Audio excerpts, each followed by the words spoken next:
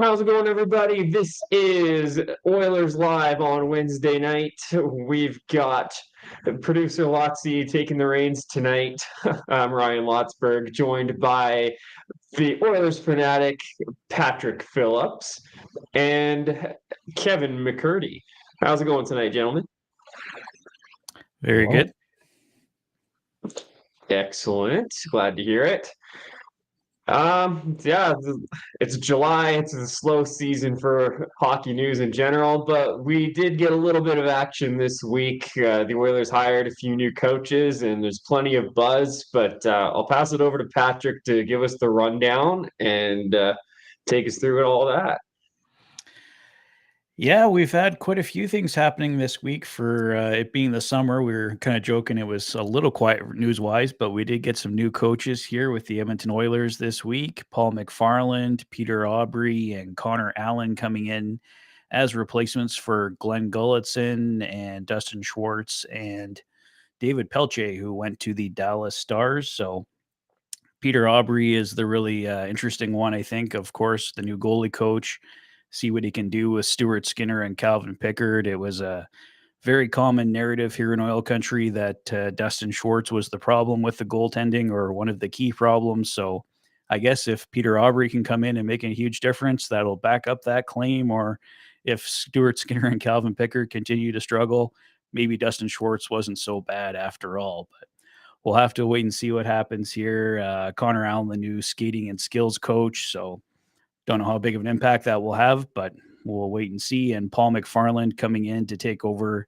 the power play from Glenn Gulletson, Mark Stewart taking over the defense and penalty kill, Paul Coffey moving back upstairs to his old position with Jeff Jackson overseeing hockey operations and being his right hand there. And some goaltending news this week as well. We know the Edmonton Oilers aren't bringing in a big new flashy number one, but there's some guys that are going to possibly be on the waiver wire or trades like in Archer Sheloffs with the Vancouver Canucks. A couple of those guys that have been brought up, Michael DiPietro with the Boston Bruins, Arvid Soderblom with the Chicago Blackhawks, Nico Dawes with the New Jersey Devils, and there's also been some talk about possibly trading for Tristan Jarry or also Jonas Korpisalo with the Boston Bruins. So that's kind of the latest there, guys.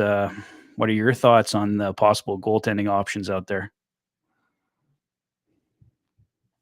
Yeah, there's a lot of intriguing options out there. The Artur Shilov's deal went down last week, and I was a little sad to miss out on him, but there's no guarantee he's NHL ready, even though he had a stellar AHL season and playoffs. And there's another similar option out there in Michael DiPietro, who had a 928 save percentage this season, if I'm not mistaken. Oh, that was his playoff save percentage in the AHL. He was 927 in the regular season, but 2.05 goals against in the regular season, 1.85 goals against in the playoffs. And he's been toiling in the minor leagues for a few years now. He's 26 years old, so he's looking like he's about ready to pop here. So that would be an intriguing option in my eyes as well.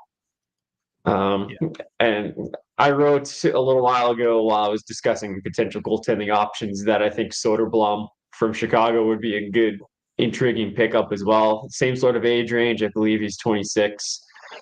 His goals against the save percentage are awful at the NHL level, but remember he's playing for the Blackhawks. But he finished ahead of Stuart Skinner in expected goals against and goals against above expected per 60 last season. He had positive values there where Skinner had negative values there, right? So he could potentially be an upgrade on Skinner in the short and long term.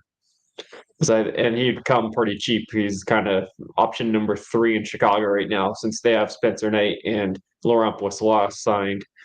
So those are kind of the guys I'd lean towards. But what do you think, Kevin? I think there's a pretty good chance they're going to take a swing at one of those two guys. I mean, Aubrey's got connections to Soderblom in Chicago. I think there's a good likelihood that they may even try to trade for DiPietro to avoid the waiver wire, because being that they exited the league in 32nd or 31st, I guess. They're way, way, way down the waiver list. Way down the waiver list. So I doubt that they're going to let that go to the waiver wire. So we'll see what happens. I think there's a really good chance they're going to try and trade for at least one of those guys. Yeah, it would make a lot of sense. Like it could be a mid-round draft pick and or a prospect, like we saw with the Shilov's deal last week, right? The Canucks were going to lose him on waivers clearly because they got two guys signed to bigger contracts long term. And meanwhile, Shilov's is sitting there ready, but wasn't going to get the opportunity. So kind of like they did with Podkolzin last year as well, right? They were going to lose him on waivers, so you get something for him. So I could definitely see Boston doing something like that with DiPietro, and potentially Chicago doing something like that with Soderblom if they want to. Yeah, absolutely. Original Posar says DiPietro is greater than Shilov's, but neither NHL options that would be on the roster over Pickard, and I tend to agree. I do think there needs to be a dogfight for that at least backup position, and if not, starter position. So let's see what happens out of camp. If one of those guys impresses, but then you pick them up. But I think there's a also decent chance that you may lose Pickard on waivers just based on how he played last year. He's kind of a perfect backup on a really good contract. Yeah, absolutely. I think it would be unwise to dump one of these guys as soon as you pick up the other, right? I think you're absolutely right. We need to have that three-man battle in camp if you're going to go this route. If you're going to get one of these guys on a cheaper contract, like that million range, then why not have three goaltenders in camp? You've currently got three guys that could be AHL backups that are probably better suited for ECHL right now. Or Samuel Jonsson, he might be playing in Sweden. I've heard he might be coming overseas or coming over here as well. It's hard to say, but Matt Tompkins is your only true surefire AHL goaltender right now. So if you have Pickard and DiPietro or Soderblom, even though he's played NHL the last couple of years, but one of those two guys fighting for the backup spot in the NHL and the other can go to the A, that's decent organizational goaltending depth. Yeah, well, certainly better than it's been in a minute, that's for sure. Absolutely. Would you guys take a chance on Korpisalo or Tristan Jarry at 50% retention? Korpisalo is an absolute no for me. I've never really liked the goalie. Jarry, I think, with a different team and a different viewpoint, might be really interesting, but you'd have to see some serious retention. I was just talking on Low Tide's show earlier about this. I think that if you're able to move an equally crap contract the other direction, or arguably a contract that's less favored, I think that maybe that's an opportunity to do that. But I don't know if you take Jarry at anywhere near his full cap hit. Yeah, no, I was because I think Jeff Merrick brought it up as well, like a 50% retention on Jarry, making him like 2 something, so he's almost equivalent to Stuart Skinner cap wise. Yeah. You might have to sacrifice Stu in a trade like that, which is something I'm not quite ready to do yet. I want to see how he does with Aubrey for a season before we make that kind of decision. I just don't know who else you'd get rid of that you could squeeze a $2.5 million contract on. Jari's at 3.7 or 5.375, right? So it's going to be closer to 3 million. Could you do maybe like Janmark in that deal as well? Like another 1.45 out the door with him? I mean, sure, that still doesn't quite get us there, though. Yeah. And he's on a modified no trade clause. Yeah, that's true. Yeah, he's got the 10 So depending on, if he's on, or if Pittsburgh's on his list, then kind of out of luck there, right? Yeah, original Puzar's got a point here, double retention, but that starts to get pretty expensive. And yeah, he's nailed it on the head there. Yeah, you're paying a lot of draft picks for that. Especially on we're running low on assets. 3 years left, did you say? 3 years, yeah. Yeah. No, anything that's like more than 500K retention for 3 years is going to cost you a mint. So I don't think I mean, that's retention's getting cheaper in this cap with as the cap's rising, but it's still an extra asset. Like we saw it with Trent Frederick. We gave up a fourth round pick in that deal just for some cap retention, right? Like that seemed needless. Yeah. No, like the DiPietro or Soderblom or is it Soderblom or Soderblom? I keep saying, am I saying his name wrong? Blom. Is it Blom? Soderblom? Yeah, I don't I thought know. it was Soderblom, but I could be wrong. I am a Viking by roots, but I ain't an expert in Swedish language, so I'm I not know his gonna first name's Arvid. profess to know. Yeah, Arvid is easy enough.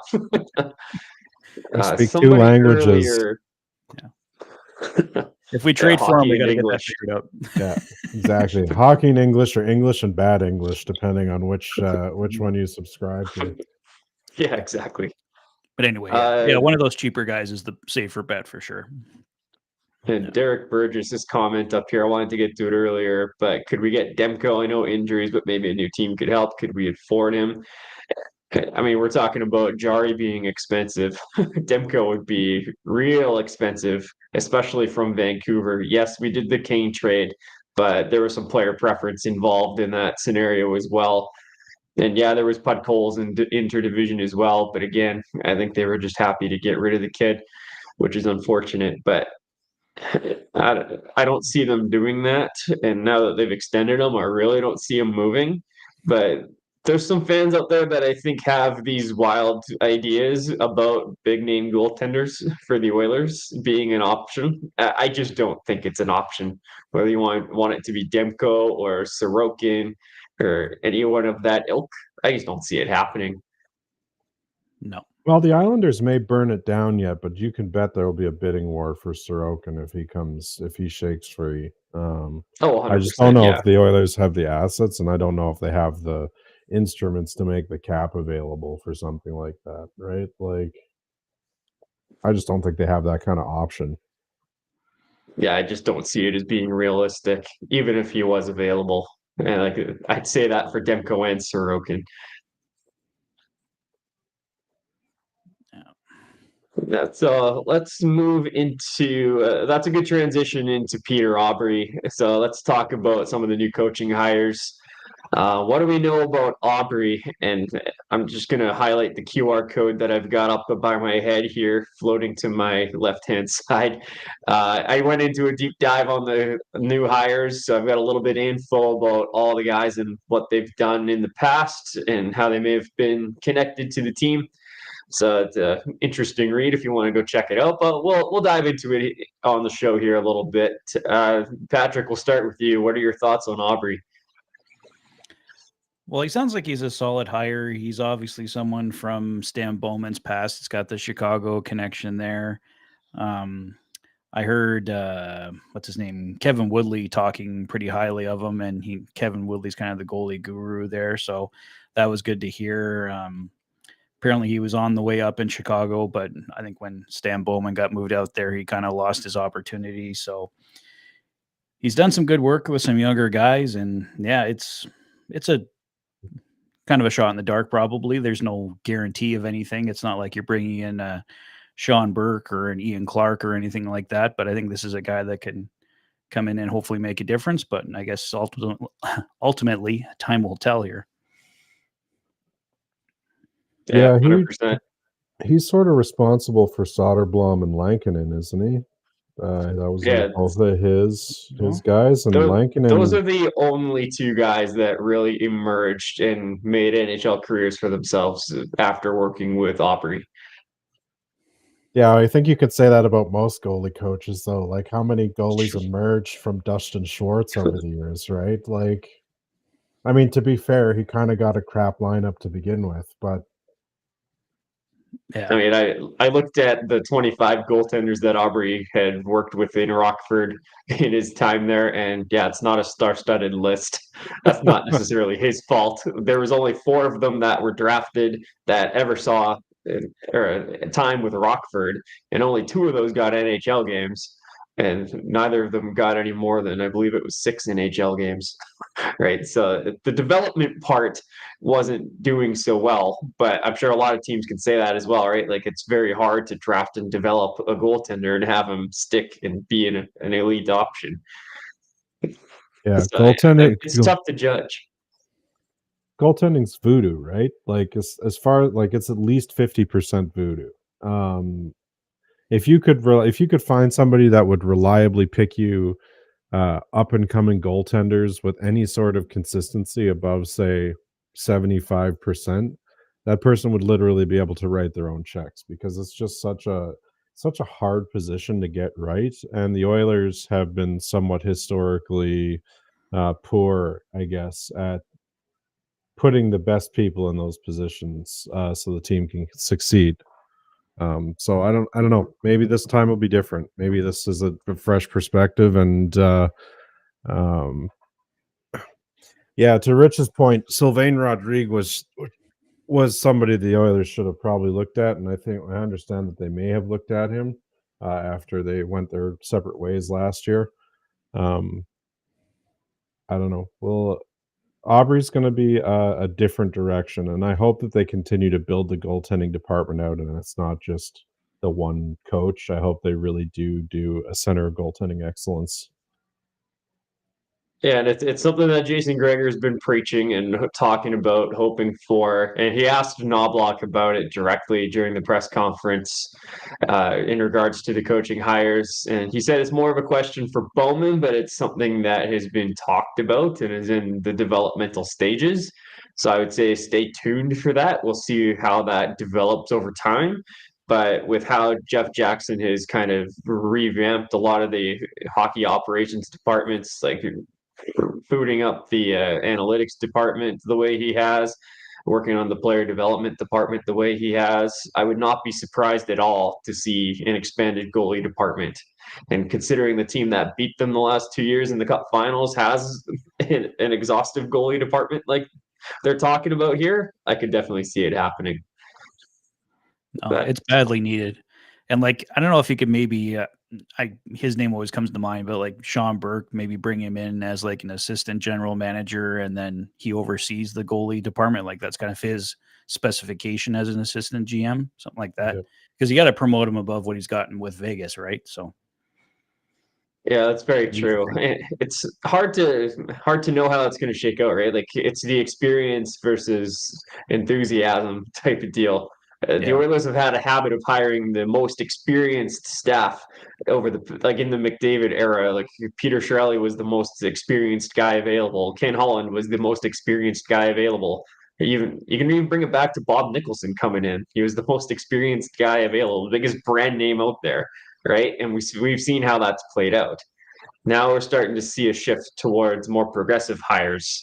Bowman himself, I would call in the experienced camp. I was a little disappointed in that hire for well, that was one of the reasons I was disappointed in that hire. Um, but we can see that these hires are at least progressive, right? We're taking a chance on some younger people whose greatest successes are in front of them. And that's my philosophy. I'd rather bet on people whose greatest successes are in front of them rather than behind them. So Sean Burke, he's a very highly respected mind in the goalie world. But is bringing him in and letting him run the reins of a goalie department going to lead to higher success than letting some people who are up and coming handle it, such as Aubrey? I don't know. I do hope they do something to expand it rather than just having it be Aubrey, because I can't say that he's going to be successful with Stu, but with any level of confidence because of the body of work. We've seen 2 goaltenders emerge under him, right? Maybe that's good, maybe that's bad, right? It's really hard for me to evaluate the work of goaltending coaches because I'm not a goaltending expert, right? And I specifically with Aubrey, I don't know his tactics. I don't know what his messaging is. I don't know him as a person, so it's really hard to say. So like I'm cautiously optimistic just because it's a new voice and it's a new set of eyes on Stu, which I think is badly needed. Schwartz, his goaltenders either peaked in year 2 or Skinner was year 1, and then they went into an irrecoverable nosedive afterwards. and then they either retired or went and played in Europe or recovered on other teams later, where like Cam Talbot did. So I think the change was needed, but I'm keeping my expectations a little on the low side for Aubrey right now. I mean, ultimately he can help them, but it's on Stu and Calvin to really do the performing, right? I mean, he can show them different strategies, stuff like that, but if they don't perform, it doesn't really matter, right? So Yeah, and they've got 1 year to really show Oilers yeah. management, like, hey, this change is working and I'm improving. Otherwise, out the door. Right? They got Mhm. 1 year left. Him and Skinner both. The Oilers have $45 million of cap space before the McDavid contract, which will still leave them quite a bit of money to work with afterwards. So they'll have a lot more flexibility next summer. Yeah. So it's a big year for all involved on the goaltending side for the Oilers. Yeah, they're playing for their next contracts no matter who they're with. Absolutely. So let's switch over to Paul McFarland, the new power play coach who's going to be taking over for Glenn Gulletson. How do you guys feel about him? We'll start with Kevin this time. I don't have any feelings about any of the other coaching decisions aside from Paul Coffey leaving. I think that it was a time for, not in general terms, it was time for Knobloch to get his um own coaching staff with his own voice to see um sorry, my dog's going a little nuts behind me here. It's kind of Don't distracting. apologize for the puppy. Well, she's very cute. Um yeah, it's tough, man. I don't know if they've made the right decisions. I think the jury's just kind of still out until we see what comes out of it.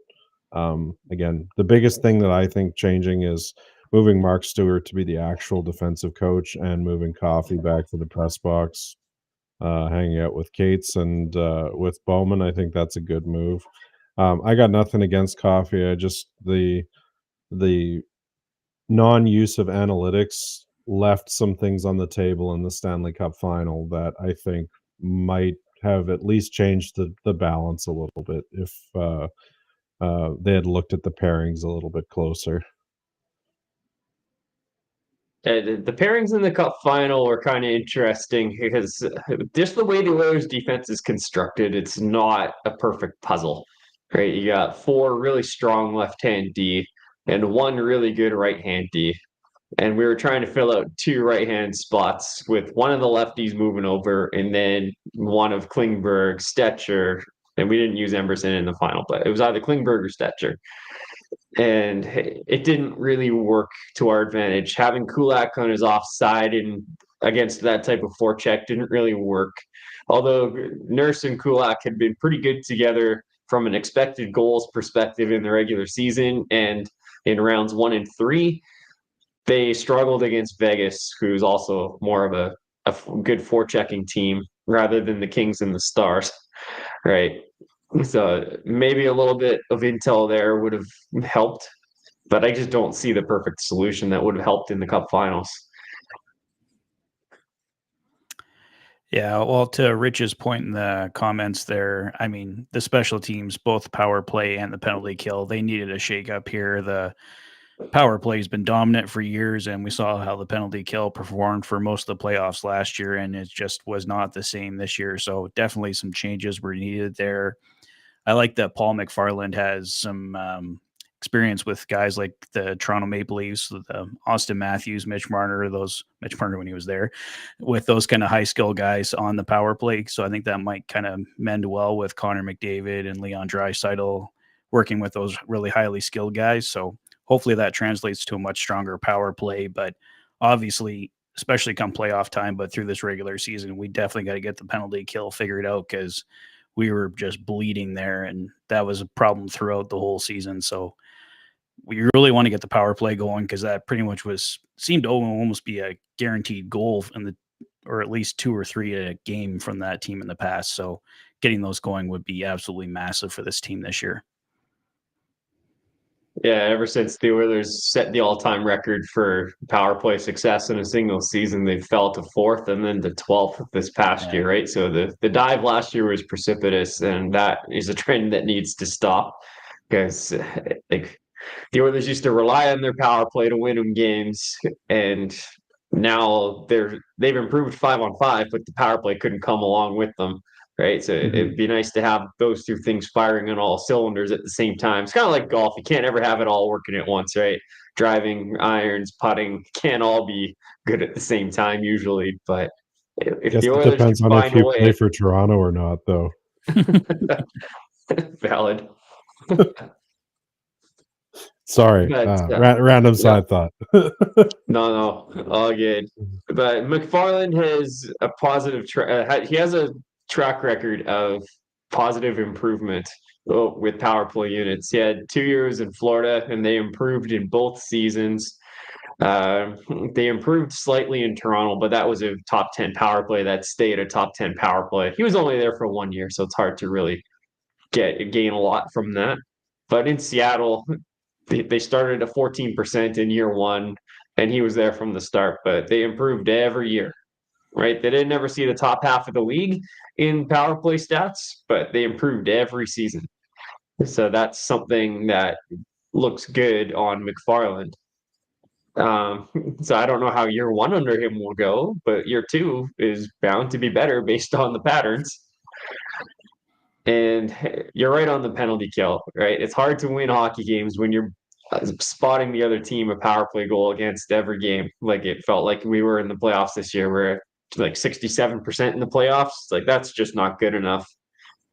Um, but it's interesting for Mark Stewart because of the situation he got placed in last year. He didn't get the PK until after the coaching change was made. And Dave Manson was running it when Stewart first got to the Oilers. Um, So the Manson had put in the system where the high forwards don't choose or don't protect passing or shooting lanes, they protect passing lanes. And Stewart didn't deviate from that at all. He just let it ride because he got hired in November and teams don't get enough practice time to make sort of that kind of systematic change in the middle of a regular season. And then it got hot for a while. They killed 25 of their first 27 penalties off after the coaching change got made. So why would you make any changes then? They were streaky that year. It only ended up being at 78% overall, which is pretty mediocre. But then the playoffs happened in 24, 94.3%. So going into 24-25, why would you make any changes at all? So they let it ride. But they lost some key penalty killers in Ryan McLeod and Warren Fogle. And then even on the back end with Cody Ceci and Vincent Desharnais. So they struggled a bit more this season. They had stretches where they were really good, but they also had stretches where they were really bad. The sum of all that, another mediocre penalty killing regular season. And then we saw it be terrible in the playoffs. And they talked about, or Knobloch said in his availability the other day that they talked about making changes to the PK, but they look back to the playoffs the year before and they look back to those stretches of success in the regular season and said, why? Not right now. But after these playoffs, now they have to make a change. So this is Stewart's first chance to really put his footprint on that penalty kill. So I'm going to be really interested to see how that plays out for him. And now he's got the defense on his plate as well. So it's just a little bit more. So Stewart's a bright hockey mind, and the guy played for a long time.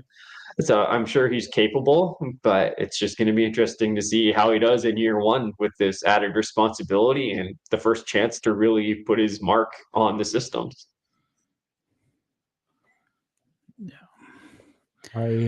Sorry, go Patrick.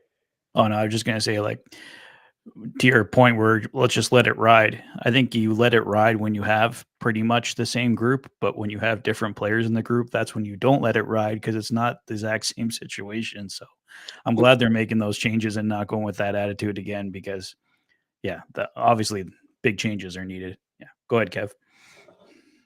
I think the issues with the penalty kills start with something that's going on with goaltending because the on-ice save percentage on the penalty kill is horrendous for both goalies. I'm not sure So what which the do you, fix is. Yeah, so what do you think came first, though, the chicken or the egg? Do you think the goaltending is poor because of poor systems play, or do they just need to make a save? Yes. Is that a valid answer? It's both. I think it's both. There's some times that, you see some ugly goals go in short side or whatever that you need a save on, or some shitter dribbles over the line or whatever. But um there was some systems issues as well, and I think you're right that we lost some key penalty kill folks, especially along the right side. Um and we also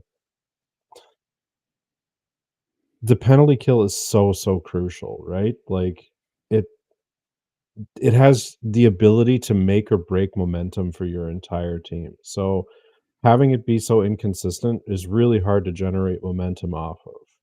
So I think whatever they do next, I think that, I hope that they're up to the task for changing it up here. But um this team needs to figure out this struggle, whether it's goaltending, whether it's defenseman, better, whether it's whatever. And you know what? I just picked up what I was getting at.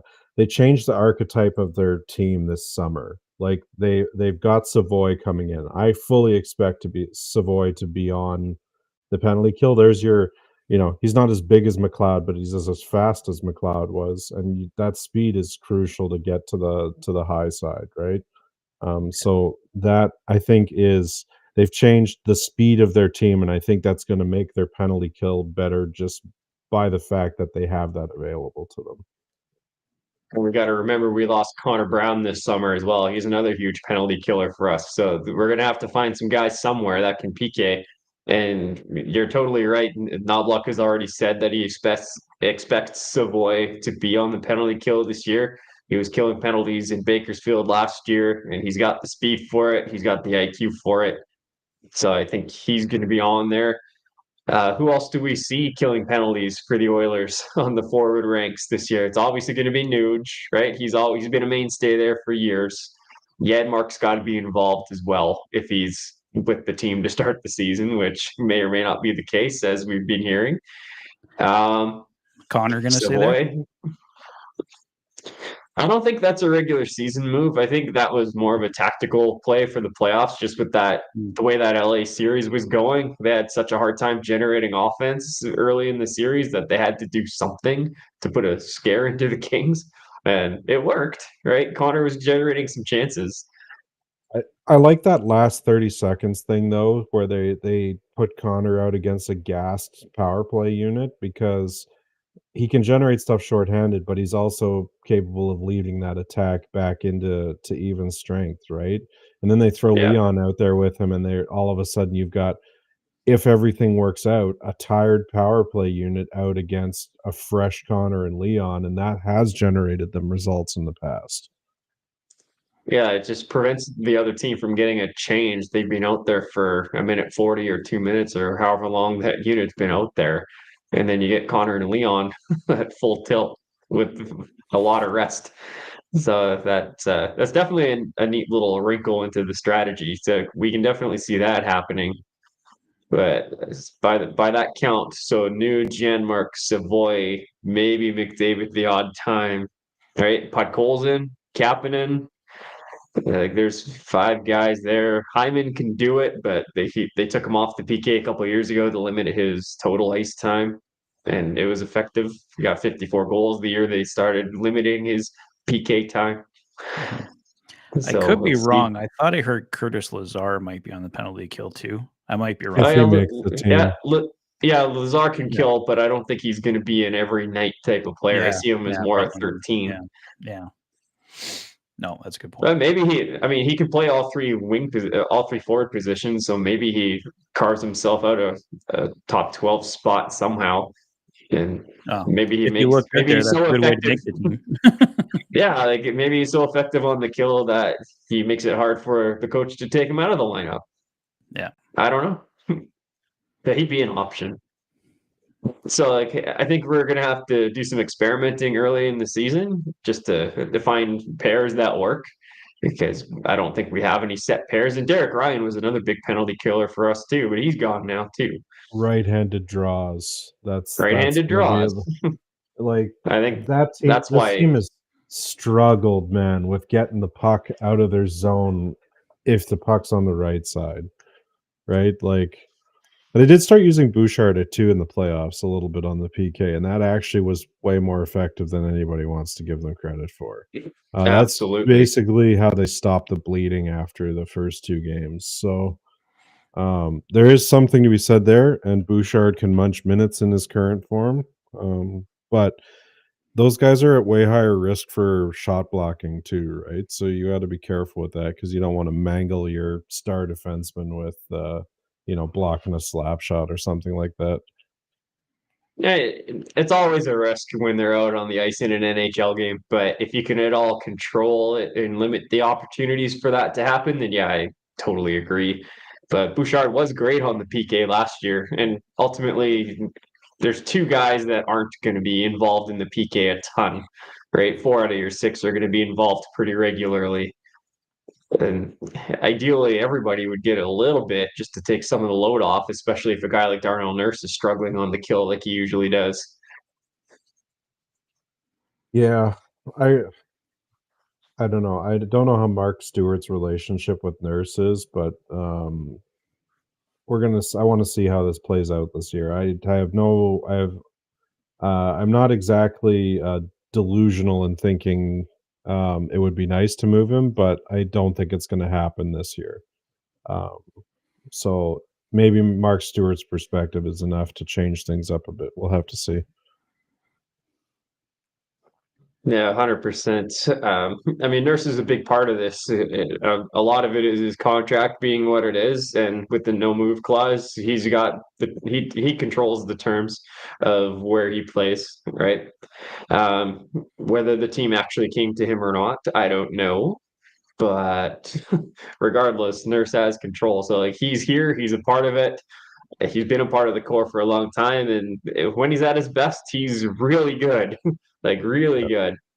But we just need that bottom end to come up a little bit, and for him to bring that top end a little more often. Hopefully, Stewart can bring that out of him. Just looking to the chat here, Mangiapane's name was brought up and as a PK option, and I'd see him as a PK option as well, so he could be in there. That's another option.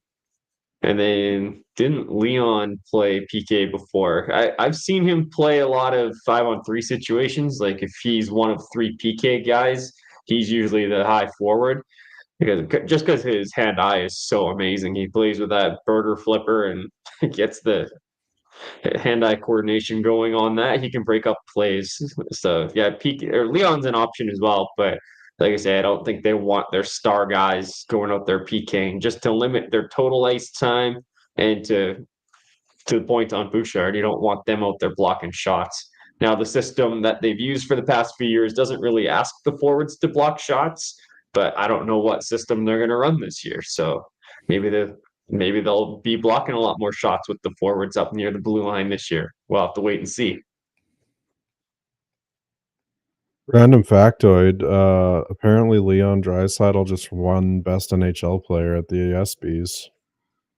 Oh, there we go. That's fun to see. Just That a was second probably ago. before the results of this Newmarket beer league hockey game came through. Hey, Yeah, exactly. Mm-hmm. yeah, You Hey, just so see him Pat, doing the off ice interview right there at the side of the beer league hockey game for his award win. Like, be so on brand for him. Yeah, that would be hilarious. Yeah, if you missed it, him and Connor are taking the ice in a beer league game in Newmarket, so you can tell that they're there training, doing their summer work in Ontario. Um, a beer league game doesn't seem like work because those boys are probably not going anywhere near 100%, especially because they were down 4-0 after the first period. It's pretty obvious that they're not trying all that hard because they could probably have been up 10-4 after that first period if they wanted to be.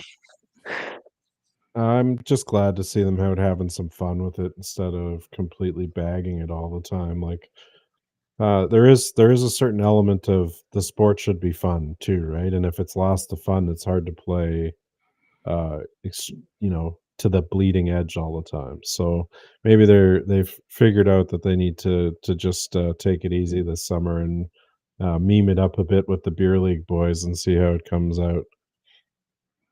Yeah, that's a very good point. Do you want to hit this comment about the Carlson situation? Yeah, let's get into it. We have not I discussed that yet. No, good timing. Good segue. Go for it. Yeah, go ahead, Patrick. You look like you wanted to say something to it. Oh, I cannot see how the Oilers make that one work at all. I mean, maybe if Pittsburgh retains half of Carlson for 2 years, but I mean, I wouldn't be totally against it, but I don't see any way how it's a fit with the Oilers cap wise, fit wise, but I don't know. That's pretty much all I have to say on that one. So it's $11.5 million AAV, 2 years left. Or sorry, this is year 7 of 8. So he's got 1 year. He's retained once already, though, I think, isn't he? Yeah, I think he's a 10 cap. I think he's at 10.5 or something like that. Oh yeah, there you go. 13.04% of contract was retained by the Sharks in a trade to the Penguins. So I don't know what that math works out to. Penguins, Puckpedia, Erik Karlsson. Yeah, he's on their books for 10 million. So you're right. So okay, so at best we could get 50% retention on that. So at best he's only $5 million. That's at best. Yeah. I don't see it unless it's a Darnell Nurse for Carlson. The trade is 1-for-1 type of tweet, but like how else do you make? And I'm not like being a Nurse hater here. I'm literally bringing at the cap hit side of it. Like, how else do you get out of that situation besides Nurse or Draisaitl or guys that you're just probably not trading? Yeah, we just don't have the space to be taking on that kind of cap hit. So money in, money out. If you're trying to look at acquiring a guy like Carlson, which I just don't. yeah, just He's not even that. He's great offensively. Don't get me wrong. The guy's an offensive genius, right? He does some crazy stuff on the offensive side of the puck. But man, his defensive hockey is some bad, and it is not getting better. Like, he's not like one of these guys with a player card like Bouchard, where it's 98% on the front end and like 40 to 60% on the back end. His is literally 98-2 or 98-0 the last I checked.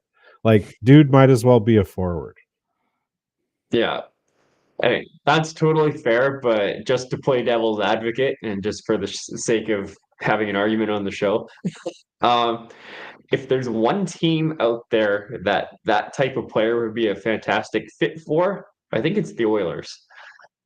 Just because of the way we like to possess the puck and play with pace. That's what our success is predicated upon, right? Get the puck, move it out of our zone quickly, get it up to the skilled forwards, and let the boys work. And I do think we do need an upgrade on the right hand side. I don't know if Carlson's the answer there. I don't think it would work. This feels like the goalie conversation when getting Sorokin. Like, even if you wanted it, it's just not feasible. But I would love to see another puck moving right handed D join this group somehow. I don't think I'm going to get my wish, but I'd love to see it. No, that's probably something that's going to have to wait till the trade deadline. And yeah, I mean, if Carlson did come, and he would be great for those points you pointed out there, Ryan. But yeah, they better keep it in the offensive zone when he's on the ice, though, because to Kevin's point, if it's in our zone, we're in real trouble. Yeah, so you put him with Ekholm, right? You put him with the babysitter, right? I've never bought into that logic. Like, everybody's responsible for their own actions out there. I think Bush is better than he gets credit for, and Ekholm is very good. Don't get me wrong. This isn't a situation where I'm trying to bash Ekholm, but if you bring in Carlson, he needs to bring it on the defensive end as well. Like I say, I do think it could be a fit potentially, kind of like Klingberg, but more extreme on the offensive side and Or probably extreme worse in the price defensively. tag. Yeah, and then the price tag too, right? Like, I just don't see this happening. What do you think about the fit for the Leafs though? They have some cap space. They didn't sign Marner. they brought in Michelli to replace Marner. That was a significant cap savings. That's about it, though. They have 5.3 million in cap right now. So they're also going to need double retention, or retention anyways, to get there. Well, I guess technically it is double retention, no matter how you look at it. Yeah, 100%. I don't know. Maybe it makes sense for them, but where are they really falling short right now? Like where are the Leafs actually weak? Because that's where they should spend that cap hit. Let's take a look at their Puckpedia here. Leadership. Yeah, well, that's kind of my point, right? Like that, subtly that's the point I'm getting at is it's a sports psychology problem. It's not a skill problem, I don't think. Yeah. I think it's just a leadership and psychology problem with that team, because they have a ton of talent. They have a fairly deep lineup. They should be going farther than they are, which leads one to wonder why that's the case. Yeah, that's 100% totally fair. There was always drama surrounding those top three guys with Matthews, Nylander, Marner. And Marner may have been at the center of it. Remember the playoffs last year with, or was it 2 years ago, where they had the little hissy fit on the bench, the little yelling match? Marner threw his gloves down and Nylander told him to stop crying. Yeah, there was that one, and then there was the one this year where he told everybody to get their shit together. On the ice and in the middle of Game 7 or whatever their death game was.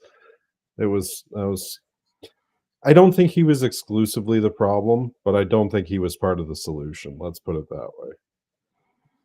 That's totally fair. Even just watching the Amazon doc last year, like Nylander surprised me with his leadership and like just how firm he was with his teammates. Like I was not expecting that from the dude that dresses like Harry Potter.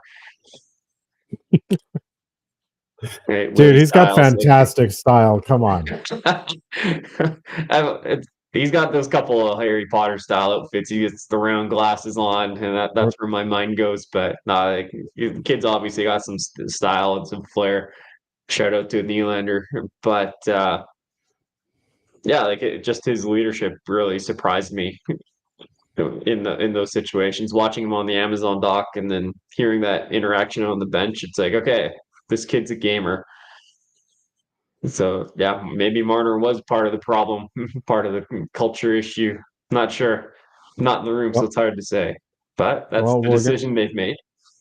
Let's go see if that Vegas subsequently detonates this year or not, because that'll be the real tell, right? Yeah. How do we see that playing out? Like, I mean, pictured him and Eichel together, and that looks that's tantalizing. Fearful as an Oilers fan. Well, if it's the Toronto thing, they have an amazing regular season and get knocked out in the first round. It's fair. Well, and you're basically replacing Pietrangelo with Marner at this point, right? Yeah. They might use Pietrangelo's LTIR space to go get somebody like Rasmus Andersson at the deadline. That seems to be the way that all those arrows are pointing. But until that happens, do you think Marner's addition makes them better or weaker? Well, they should be better. I mean, that's someone for Jack Eichel to play with, right? That's an upgrade on Mark Stone probably overall, just because Stone's getting older, constantly hurt and stuff. But I mean, they should be better, but it's the playoffs that I really want to see where Mitch Marner, if he makes the difference or not. Oh yeah, 100%. What do you think, Kev?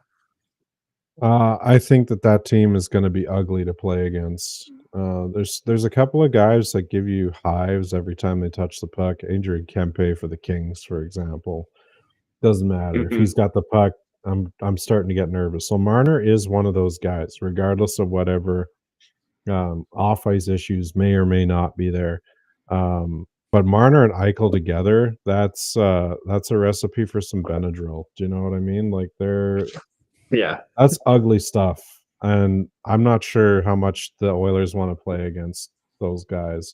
And don't forget that they have like Thomas Hurdle and stuff too, right? So somebody asked about Vegas being over the cap. Yes, they are over the cap, $7 million right now. Yeah, 7.6 is what I just saw. Yeah, I was going to get there. Pietrangelo is not on LTIR yet, and once he is, they will be cap compliant, and they'll actually have some space, about $1 million. So that's what they're. I think Pietrangelo's playing career is effectively done. I don't think he's coming back from this. Didn't sound like something like double femur reconstruction was something that most people would be coming back to play professional hockey from.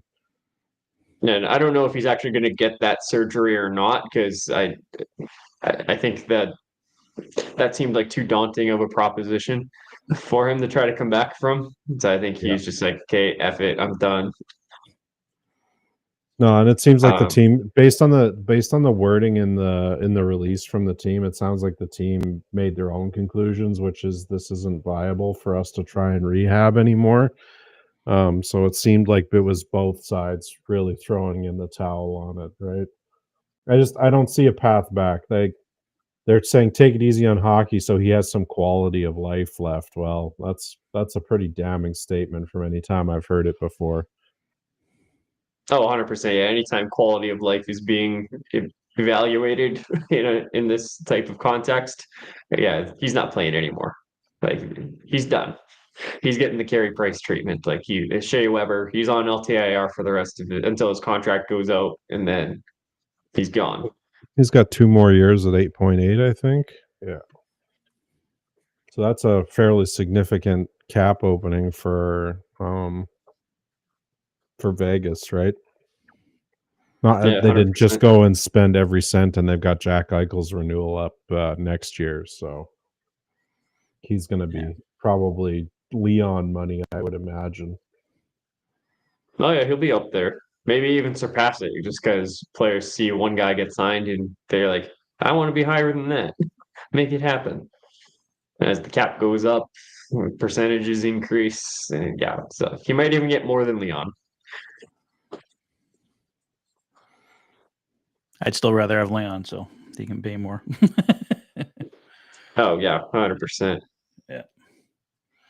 Yeah, because I think there was. Yeah, I was gonna say I think there was talk initially about Thomas Hurdle possibly moving, but I think that Pietrangelo situation changed everything for Vegas there. So yeah, that gives them the cap space for a couple years, right?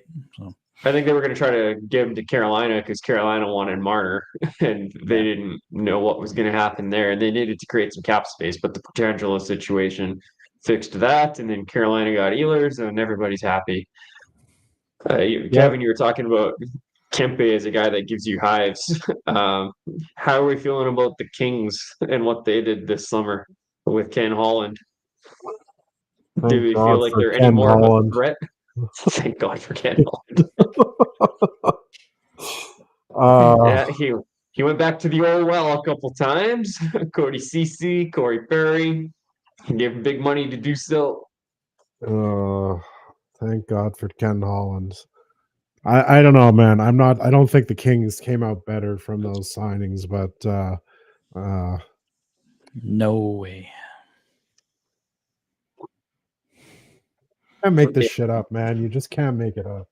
Who else was offering Cody Ceci a 4-year deal? Like, I could even see signing Cody Ceci to like a 2-year deal or something, but who was offering Cody Ceci a 4-year deal at $4.5 million? Yep. Like, what? 2x2, man. That's what Cody Ceci is worth. Yeah. And don't get me wrong, Ceci took a lot of hate for reasons that were well beyond his control, right? But I have little doubt that if Ceci had been with us at $2 million, that he would have been a lot more popular as a player. But it's always these situations where players are overpaid relative to what they deliver on the ice, right? Like, if the contract is efficient, or very efficient, Matthias Ekholm, for example, you never hear anybody talking shit about that guy. Number one, he's amazing.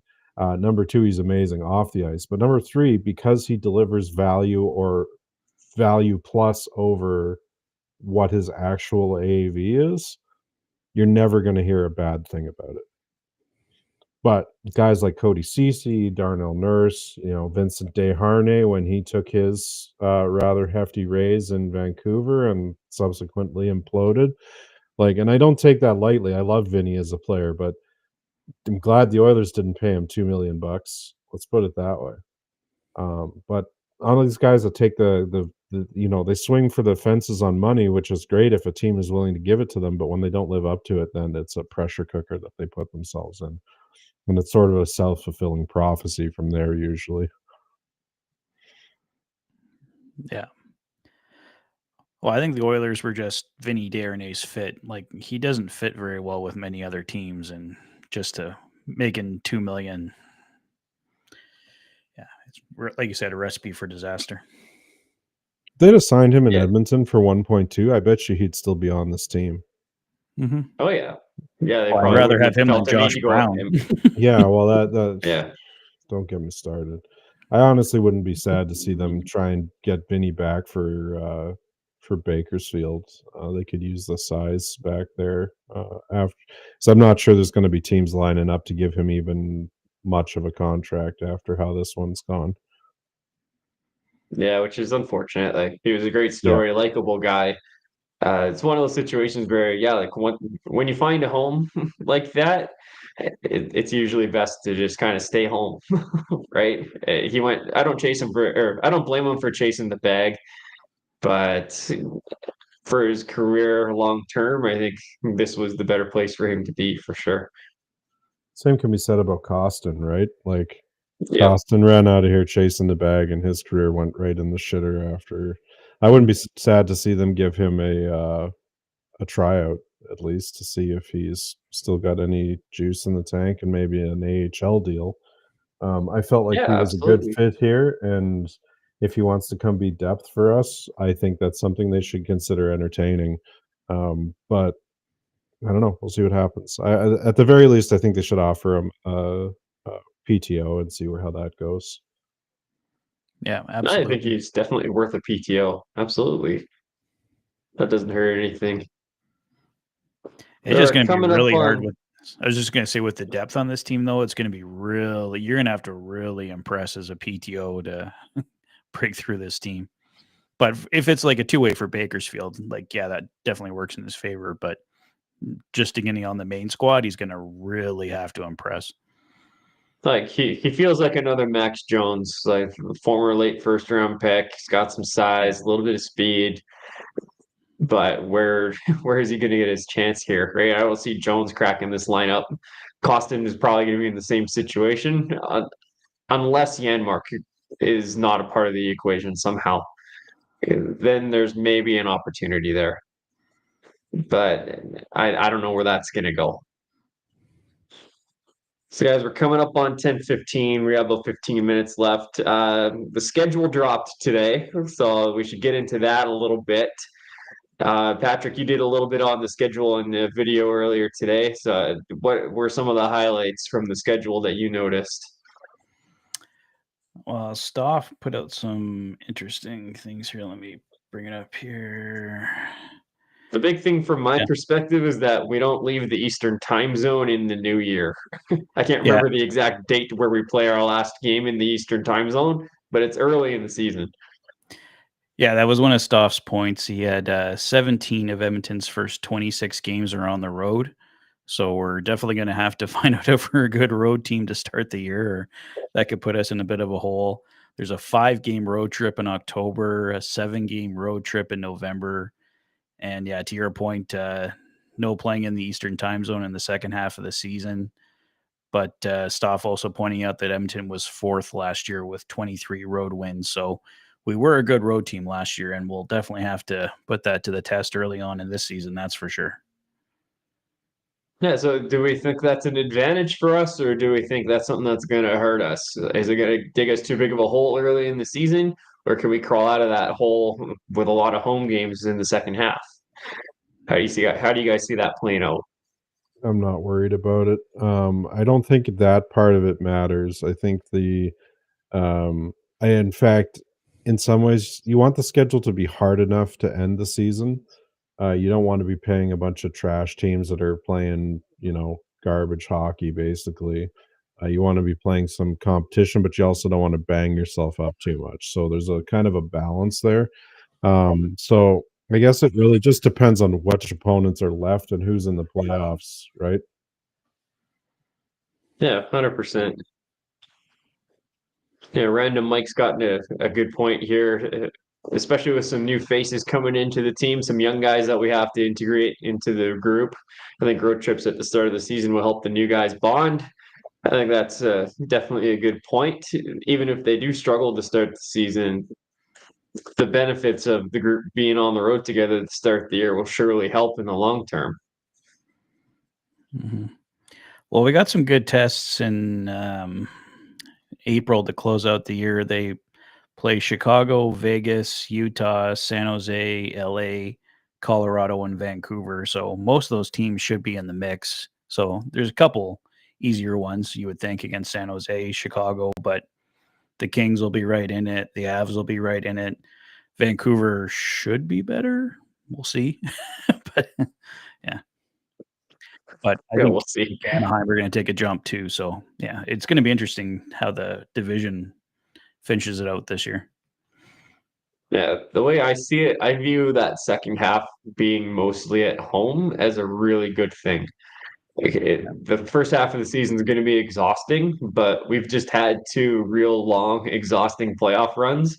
And for the Oilers to have a couple months leading into the next playoff run where they don't have to travel so much, that's so much easier on the body than having to log a ton of miles in the second half and then go do it again in the playoffs.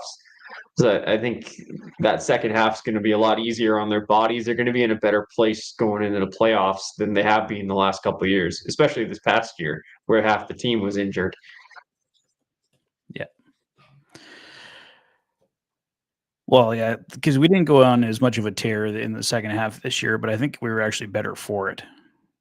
Because I think, yeah, to Kevin's point, a couple years before the schedule was easier, and we went on like the 16-game winning streak, stuff like that, and maybe we weren't quite ready going into the Stanley Cup playoffs. They weren't quite at the gear they needed to be. So I think we were better situated, and we were also dealing with a lot of injuries closing out this year. So that was a big factor too. But yeah, see how it goes.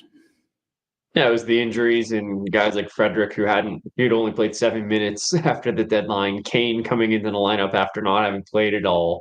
New lines, some new faces in there, and just not everybody being at or everyone not being at 100% just kind of made for a slow start. But I just feel like the lack of travel in the second half will put us in a much better position this coming playoff run. Absolutely. Hopefully they cannot bang themselves up so much too, because the previous 3 years they got really, really lucky with injuries overall, and then this past season was pretty rough. Like to the point that even there was questions being asked about the training staff, and I consider the Oilers training staff to be one of the best in the league at keeping the players healthy and playing. So um, I think too, like they got themselves into a bit of a rut, so they had to play hard out of it too after the Four Nations, just to sort of make the best of it. And that Four Nations thing really kind of screwed up their vibe for quite a while.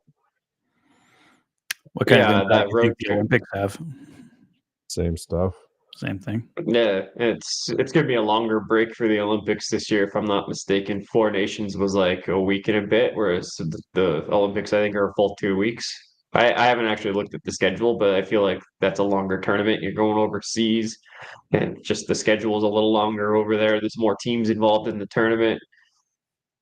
So we'll see. Like, I don't. Yeah, with the Oilers, we know how they are coming out of long breaks. They're usually terrible. So it'll be good to get the rest, but it takes us a while to get our engines up and running again, as we saw with that 7-game losing streak that kind of corresponded with the Four Nations last season.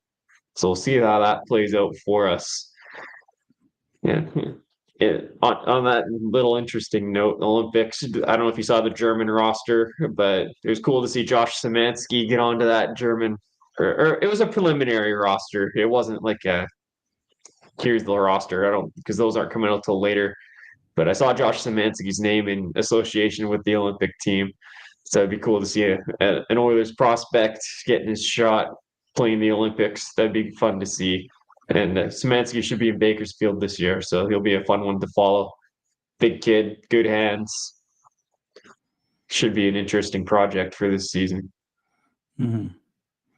Well, on the Olympics this year will include all of our top guys, right? Like we had Draisaitl sitting for the Four Nations, but he's going to be playing too for Germany, and I'm sure Bouchard will probably factor in somewhere with Canada, but we'll see. But so like pretty much all of our top guys are going to be involved. It blows my mind that Bouchard is not considered a top 6 defenseman as far as Canadian defenseman goes. Like he's considered a top 10 in the league, right? I would consider him a top 5 in the league. I know that's controversial with people because of, laziness and defensive lapses or some such, which, I can show you a ton of video from the playoffs that proves both sides of the argument. Let's put it that way. But if you have McDavid on the team and you potentially have Hyman on the team, which was an oversight in my view at the Four Nations, you put Bouchard with those guys too. Like that's just good team building to me. But we'll see what they do, I guess. Yeah, I think the big issue is just stylistically. They've got Cale Makar, who I would not put I would not put Bouchard on the team over Cale Makar. I say you've already got that style there. We know how Hockey Canada operates. They want the most well-rounded team that they can possibly get. They want guys in specialty roles. So that's why you see a guy like Colton Parayko make that team, right? He's not anywhere near the top 20D in the league, in my opinion, but he's on that team because he's big and he's physical and he moves the puck well enough, right? We'll see if Drew Doughty's good enough to play his way back onto the Olympic team again. He might get that vote just because of his experience and who he is, but there's other options that could be superior to him at that point. And Petrangelo's not going to be on that team. He won't even be in the mix this time. So there's lots of other options for Canada too, but I think just with Bouchard and what he can do, especially on the big ice when he's going to have a little more room to operate, I don't see how you can leave him out. Yeah. There's a comment here about Bouchard only shows up in the playoffs, and my counter argument for that is, what do you think the Olympics are, if not the playoffs, right? Like, in some ways, winning a gold medal is as good as the Stanley Cup to some. I still consider the Stanley Cup the hardest of all the trophies to win, but you only get one every 4 years for the Olympics, so that's there's a rarity element to that. But I think Bouchard really should be on that team. Yeah, I would tend to agree with that. Like you go Makar, Bouchard, and then put your physical shutdown guy on a third pair. And then you can bring up another right-handed guy to be your seventh if you want, right? But you got to find a way to get Bouchard on that team. Mm-hmm. Mm-hmm. Like I said, especially with McDavid. Like, you amplify McDavid by almost 10% expected goals by having Bouchard on the ice with him. That's not an insignificant split. Like, he amplifies McDavid's breakouts by a hefty margin just because he knows where to put the pass. So I think for that reason alone, you got to consider him. But he's also an exceptional offensive talent. But I also get, you want to put Makar with McDavid too. So how do you get out of it? Right. And I mean, by that logic, McKinnon, Makar, McDavid, Bouchard. Right. You get two pairs of teammates that are elite and you got their chemistry up there too. Yeah, So I think there's room for both. You build your Canadian version of McDry, let's put it that way. Right? Yeah, like you exactly. got two solid first two lines that are true top six lines. And I think there's, it's going to make it really hard to play against. Yeah, I mean that's 40 minutes of ice time essentially, right? 2/3, where you're either facing Makar or Bouchard, and you're facing that Makar McKinnon duo or the McDavid Bouchard duo. That and it's probably going to shift a little more than 40 minutes just because they're the top two pairs. They'll get a little more ice time than the guys on the third pair. So that's that's a scary thought. Well, and offense is usually at a premium in the Olympics too. Like you see a lot of low scoring games. So anything that can give Canada an offensive edge there, I think you definitely got to utilize, because there's going to be a lot of close 1-goal games, especially when it gets down to the medal games and who ultimately brings home gold. Yeah, the counter to that would be Bouchard's giveaways could be costly in that scenario. But I would just like I do in the regular season and for the Oilers, I tend to err on the side of Bouchard's offense and what he can do with the puck. Him helping the breakouts the way he does, I'll take the odd giveaway in exchange for what he does with the puck. Yeah. Given The how other much 4 guys on the ice will be much better than what the Oilers usually have too, though. Yeah, So they could 100%. possibly cover off Bouchard's mistake. right, but given how much Bouchard touches the puck, does he really, like, in terms of giveaways per puck per puck touch, like that's Oh, he's actually he rates quite highly in that metric, like top 5 in the league in that metric. I can't remember where I got the stat earlier in the season, but yeah, and he touches the puck a lot, and it looks like he gives the puck away a ton because of it. But the ratio of touches to giveaways, like it really looks good on Bouchard. Like it really isn't as bad as everyone makes it out to be. that's probably NHL Sid or Blue Bullet Brad. If I had to make an uneducated guess, I think it would be one of I, those 2 guys that would be. I I'm not usually 100% good get sure. Yeah, usually good guesses. I don't think it was either one of them. I'd have to dig up my article that I wrote about Bouchard at that time. I can't figure it out right now. Hey guys, we got a few minutes left, so we'll start to wrap things up here. Maybe we'll go around the horn and we'll give Kevin last word because he's our newest guest. Patrick and I are on all the time, and I'm sure Kevin will be on a lot more often in the future. But we'll give him last word tonight. And I guess that means I get to go first since I'm hosting. But I said before the off season kind of started that I thought the most sensible move would be to keep Skinner and Pickard and then to hire the new goalie coach. And that's exactly what's played out here. There's no guarantees, right? I don't know what Aubrey's like as a coach. I don't know what his tactics are. I don't know how he thinks. I don't know how he interacts with people. But just the fact that it's a new voice with Skinner and Picard going into a contract year for them, I think that's a better situation than what we had last year. And I'm still not convinced that anything on the market that has already gone out the door is better than what we have. Um, Soderblom and DiPietro are definitely intriguing options, but I still think that even if we miss out on those guys, I think I'm excited to see how this situation plays out with the new goalie coach. And I'm excited about McFarland. I think that was a really astute hire. He's got an excellent track record of improving power plays at the NHL level.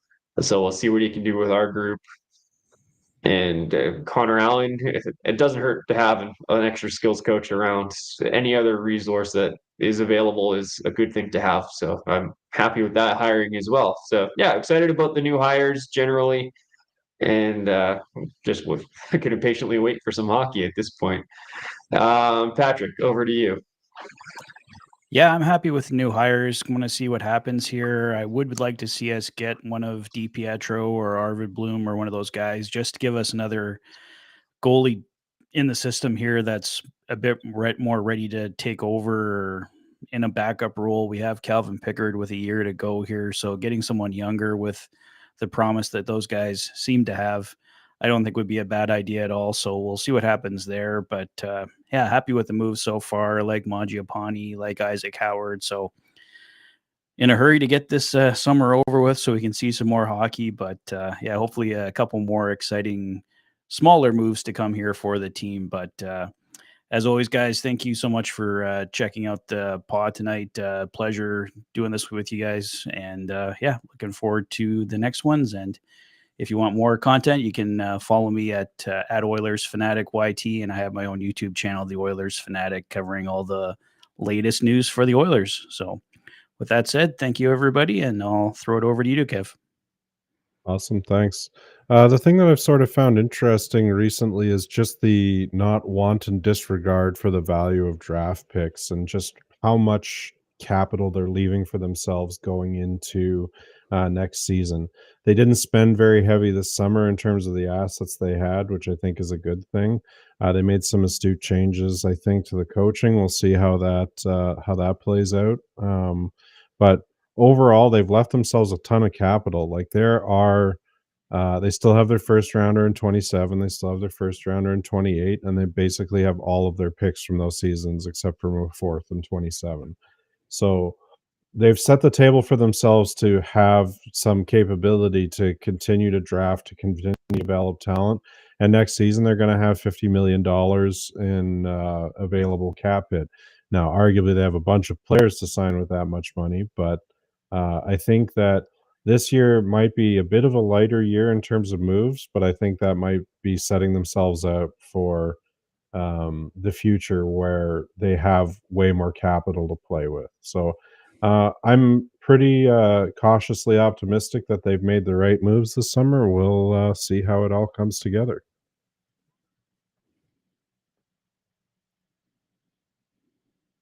And with that, good night.